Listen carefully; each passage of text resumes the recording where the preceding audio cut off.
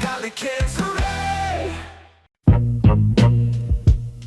On the third day, a wedding took place in Cana of Galilee. Jesus' mother was there, and Jesus and his disciples had also been invited. During the celebration, the wine ran out. Mary approached her son and said, I have no more wine. Jesus looked at her and replied, Woman, why do you involve me? My hour has not yet come. Still Mary turned to the nearby servants and instructed them. Do whatever he tells you. Nearby stood 6 large stone jars, the kind used for ceremonial washing, each holding 20 to 30 gallons. Jesus addressed the servants. Fill the jars with water. They filled them to the brim. Then he said to them, Now draw some out and take it to the master of the banquet. The servants did as he said. The master of the banquet tasted the water that had been turned into wine. He didn't know where it had come from, though the servants who had drawn the water knew.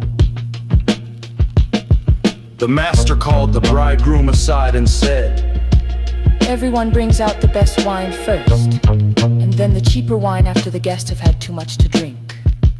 But you've saved the best till now.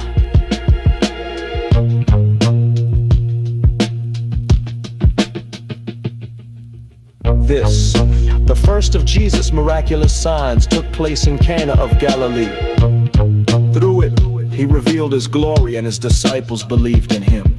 After the wedding, Jesus went down to Capernaum with his mother, his brothers, and his disciples. They stayed there for a few days. When it was almost time for the Jewish Passover, Jesus went up to Jerusalem. In the temple courts, he saw people selling cattle, sheep and doves, and others sitting at tables, exchanging money. Jesus made a whip out of cords and drove them all out of the temple, sheep, cattle, and people alike. He scattered the coins of the money changers and overturned their tables. With a raised voice, he shouted, Get these out of here! Stop turning my Father's house into a market!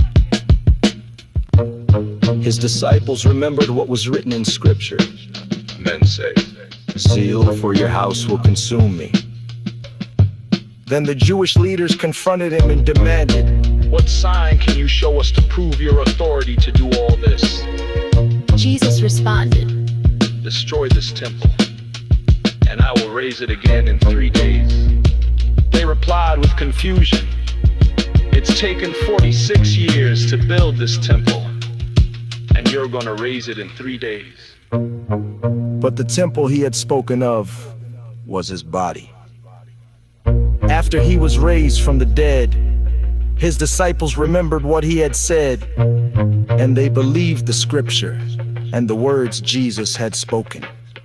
While he was in Jerusalem during the Passover festival, many saw the signs he was performing and believed in his name. But Jesus did not entrust himself to them, because he knew all people. He didn't need anyone to testify about others, for he knew what was in every human heart.